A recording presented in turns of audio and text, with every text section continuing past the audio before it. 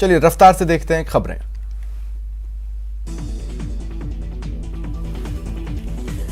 उदयपुर में चल रहे चिंतन शिविर के बीच कांग्रेस को बड़ा झटका लगा। कांग्रेस नेता सुनील जाखड़ ने पार्टी छोड़ दी है। उन्होंने फेसबुक लाइव कर कांग्रेस को गुड बाय कहा। सुनील जाखड़ ने राजस्थान के सीएम अशोक गहलोत पर निशाना साधा। उन्होंने गहलोत से पूछा, क्या मैं आपकी सरकार अस्थिर कर रहा था? आखिर मुझे नोटिस क्यों दिया गया? बीजेपी के प्रदेश अध्यक्ष सतीश पूनिया ने दिल्ली में पीएम नरेंद्र मोदी से मुलाकात की। पीएम आवास पर हुई मुलाकात में राजस्थान के पार्टी संगठन और सियासी हालात पर चर्चा हुई। नेता प्रतिपक्ष गुलाब चंद कटारिया ने राज्य सरकार पर प्रदेश की बिगड़ती कानून व्यवस्था पर हमला बोला। कहा, सरकार को चिंतन शिविर की जगह प्रदेश में बढ़ते अपराधों पर चिंतन करने की जरूरत है। राज्यसभा सांसद डॉक्टर किरोड़ीलाल मीणा धरियावद में आयोजित आदिवासी सम्मेलन में शामिल हुए। उन्होंने मीडिया से बात करते हुए गहलोत सरकार पर निशाना साधा। मीणा ने कहा, प्रदेश सरकार चिंतन शिविर के माध्यम से वजूद बचाने की कोशिश कर रही है। आंदोलन सबका अधिकार है, लेकिन मुझे जानबूझकर रोका जा रहा है। कांग्रेस का नव संकल्प चिंतन शिविर उदयपुर में जारी है। पूर्व वित्त मंत्री पी चिदंबरम मीडिया से मुखातिब हुए। आर्थिक और राजनीतिक मसलों को लेकर केंद्र को घेरा। पी चिदंबरम ने कहा, देश की आर्थिक स्थिति खराब है। उन्होंने कहा, जीएसटी की उच्च दर के लिए केंद्र सरकार जिम्मेदार है।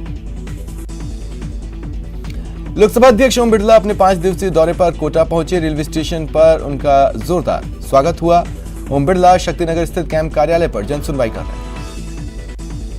मीडिया से बात करते वक्त बिरला ने कहा कि सभी सांसदों को जनता के बीच में रहना चाहिए। बिरला शाम 4:30 बजे निर्माणाधीन IIIT का निरीक्षण करने पहुंचेंगे।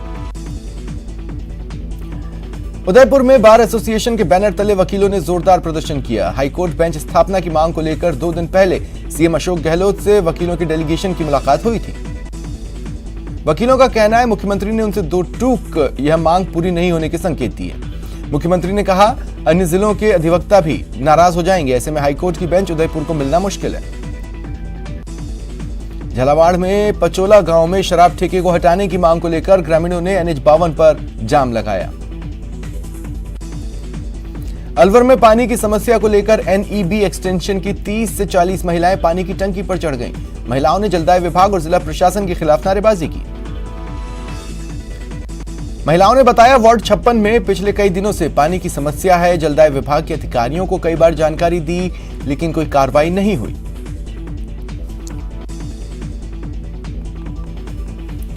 टोंक में संदिग्ध अवस्था में एक युवक का शव मिला। परिजनों ने हत्या की आशंका जताई। परिजनों ने नामजद आरोपियों के खिलाफ रिपोर्ट दर्ज करवाई। परिजनों की मौजूदगी में पोस्टमार्टम कराकर शव परिजनों को सौंपा गया। पुलिस जांच कर रही है। बूंदी के सिंघाड़ी में सड़क निर्माण कार्य कर रहे मनरेगा श्रमिकों पर कुछ लोगों ने हमला कर घायल कर दिया। श्रमिकों ने हिंडोली उपखंड अधिकारी कार्यालय के बाहर प्रदर्शन कर आरोपियों के खिलाफ कार्रवाई की मांग की। नागौर के मकराना उपखंड कार्यालय के वरिष्ठ सहायक नंद सिंह को सीकर एसीबी टीम ने 30,000 रुपए की रिश्वत लेते रंगे हाथ पकड़ा। कोटा के MBS अस्पताल से कुछ बदमाश 10 AC के आउटर पार्ट और कॉपर लाइन चोरी कर फरार हो गए। कैंसर डिपार्टमेंट की कंट्रोल यूनिट में इस वजह से काम नहीं हो पा रहा है। पुलिस जांच कर रही है। कोटा में कुछ बदमाशों ने बैंक में पैसे जमा कराने गए युवक पर चाकू और पाइप सरियों से हमला किया। घायल युवक का इलाज जारी है। डूंगरपुर में मांडव गांव में 8वीं कक्षा के एक छात्र ने पेड़ से फांसी लगाकर आत्महत्या कर ली। पुलिस ने शव का पोस्टमार्टम करवाने के लिए शव डूंगरपुर मोर्चरी पहुंचाया। राजस्थान सरकार के कैबिनेट मंत्री शाले मोहम्मद की सरकारी गाड़ी दुर्घटनाग्रस्त हो गई। उनके ड्राइवर और PSO को हल्की चोटें आई है। गनीमत रही, मंत्री जी को कोई चोट नहीं आई। मंत्री शाले का चेकअप चिकित्सा विभाग की टीम ने किया। दुर्घटना की सूचना मिलते ही सैकड़ों समर्थक मंत्री के निजी आवास पहुंचे और उनका हालचाल जाना। 12 में NH-27 पर एक तेज रफ्तार कार पुलिया की सेफ्टी वॉल से टकराकर नाले में जा गिरी। कार सवार एक ही परिवार के 5 लोग घायल हुए। बाड़मेर में जालीखेड़ा हाईवे पर एक कैंपर बेकाबू होकर पलट गया। एक व्यक्ति की मौत हो गई। 6-7 लोग गंभीर रूप से घायल हैं। टोंक की देवली में एक कार को वाहन ने टक्कर मार दी। कार सवार एक व्यक्ति की मौत हो गई। 4 लोग घायल हैं। पुलिस ने मृतक के परिजनों को हादसे की सूचना दी और मामला दर्ज कर जांच शुरू की। बारां के मंडोला गांव में अटरू रोड पर एक चलती वैन में अचानक आग लग गई। हालांकि समय रहते वैन में सवार तीनों लोगों ने कूदकर जान बचा ली। फायर ब्रिगेड ने आसपास के लोगों की मदद से आग बुझाने की कोशिश की, लेकिन तब तक वैन जलकर राख हो गई।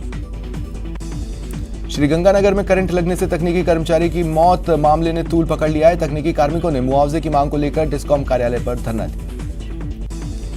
जिला मुख्यालय से विभाग के अधीक्षण अभियंता मौके पर पहुंचे, कर्मचारियों से समझाइश की, लेकिन कर्मचारी अपनी मांगों पर अड़े रहे। बांसवाड़ा में बाइक से ट्रक को ओवरटेक करने के दौरान बड़ा हादसा हुआ। बाइक सवार गंभीर रूप से घायल हो गया। अलवर जिला प्रमुख बलबीर सिंह छिल्लर ने कांस्टेबल भर्ती परीक्षा में शामिल होने आए युवाओं के लिए अपने सरकारी आवास के दरवाजे खोल दिए हैं। जिला प्रमुख ने युवाओं के लिए भोजन, पानी और ठहरने की व्यवस्था की है। अलवर की गौशालाओं में गौवंशों को भरपेट चारे का इंतजाम करना गौशाला संचालकों के लिए मुश्किल हो रहा है। चारे के भाव कई गुना बढ़ जाने से संचालकों के सामने संकट खड़ा हो गया। सिरोही में कृषि भूमि पर बिना परमिशन कॉमर्शियल कंस्ट्रक्शन हो रहा है, जिससे राजस्व को लाखों का नुकसान हो रहा है। प्रतापगढ़ में पुलिस कांस्टेबल भर्ती परीक्षा के दूसरे दिन अभ्यर्थियों को कड़ी तलाशी के बाद प्रवेश दिया गया। नकल रोकने के लिए पुलिस की ओर से पूरे इंतजाम किए गए। श्रीगंगानगर में 12 परीक्षा केंद्रों पर कांस्टेबल भर्ती परीक्षा का आयोजन हो रहा है। नकल रोकने के सभी आवश्यक कदम उठाए गए। दौसा के 9 परीक्षा केंद्रों पर परीक्षा चल रही है। दूसरे दिन भी सुरक्षा के कड़े इंतजाम देखे गए। अखिल भारतीय जैन एकता मंच संस्थान के तत्वावधान में राजसमंद जिले के नाथद्वारा में युवक युवती परिचय सम्मेलन आयोजित किया गया। भरतपुर में कांस्टेबल भर्ती परीक्षा 6 केंद्रों पर हुई। समय पर न पहुंचने वाले परीक्षार्थी अधिकारियों के सामने रोते बिलखते नजर आए। सीकर जिले में कांस्टेबल भर्ती परीक्षा 23 केंद्रों पर हो रही है। दूसरे दिन भी अभ्यर्थियों की भीड़ उमड़ी। अलवर में Mahatma Gandhi English medium school में आज नए सत्र के लिए छात्रों का एडमिशन लॉटरी के जरिए किया गया। भीषण गर्मी के साथ तेज हवाओं के कारण आग बड़े इलाके में फैल चुकी है। वन विभाग का दावा है अधिकतर हिस्सों में आग पर काबू पाया जा चुका है।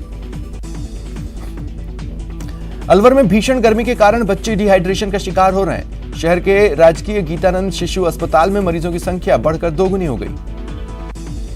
वार्डों में एक बेड पर 2 से 3 मरीजों का इलाज हो रहा है। डॉक्टरों ने लोगों से अपने बच्चों को गर्मी से बचाने की अपील की। चित्तौड़गढ़ में 2 बड़े संत सावलिया सेठ के दर्शन करने पहुंचे। भक्तों को सावलिया सेठ के साथ साथ 2 महान संत विभूतियों के दर्शन का मौका मिला। राजसमंद में 7वीं कक्षा के विद्यार्थियों ने भीषण गर्मी को देखते हुए बेजुबान परिंदों के लिए मिट्टी के पात्रों से परिंदे लगाए। कोटपुतली के कांस्टेबल भर्ती परीक्षा को देखते हुए सार्वजनिक शौचालय में 2 सफाई कर्मियों की ड्यूटी लगाई गई थी, लेकिन एक सफाई कर्मी ड्यूटी न देकर पालिका कार्यालय में बैठा रहा। पोखरण में एक परिवार ने एक हिरण के बच्चे को अपने बच्चे की तरह पाल पोस कर बड़ा किया, जिसे सामूहिक भोजन का आयोजन कर बेटी की तरह विदाई देते हुए रेस्क्यू सेंटर भिजवाया गया। राजस्थान की सबसे ऊंची पर्वत नगरी माउंट आबू में ग्रीष्मकालीन समारोह का आयोजन हो रहा है, जिसमें कई राज्यों के कलाकार प्रस्तुति दे रहे हैं। दौसा के 1,45,601 परिवारों को औषधीय पौधे दिए जाएंगे। राजस्थान के प्रत्येक व्यक्ति की इम्यूनिटी बूस्ट करने का प्रयास हो रहा है। निरोगी राजस्थान का सपना पूरा करने के लिए सरकार ने ये योजना बनाई है। राजसमंद में सरेआम शराब बिक्री पर रोक के नियमों की धज्जियां उड़ रही हैं। शहर में रात 8 बजे बाद भी शराब की बिक्री हो रही है। झुंझुनू में बढ़ते तापमान ने किसानों की चिंता बढ़ा दी। झुलसाती गर्मी में किसानों की सब्जी की फसल बुरी तरह झुलस रही है। झुंझुनू के नवलगढ़ से रोडवेज की बस में टिकट देकर अभ्यर्थियों से किराया वसूली का वीडियो सामने आया। रोडवेज प्रशासन ने कांस्टेबल भर्ती परीक्षा के लिए मुफ्त बस यात्रा का ऐलान किया था। जयपुर के बस्सी में जेडीए की जोन 13 टीम ने बड़ी कार्रवाई की। आधा दर्जन गांवों में दबिश कर खनन कार्य में काम आने वाले सामान जब्त किए। केंद्रीय जल शक्ति मंत्री गजेंद्र सिंह शेखावत जोधपुर पहुंचे। शेखावत जय भवानी नगर शिव मंदिर प्राण प्रतिष्ठा कार्यक्रम में शामिल हुए। इसके बाद बाड़मेर के लिए रवाना हो गए।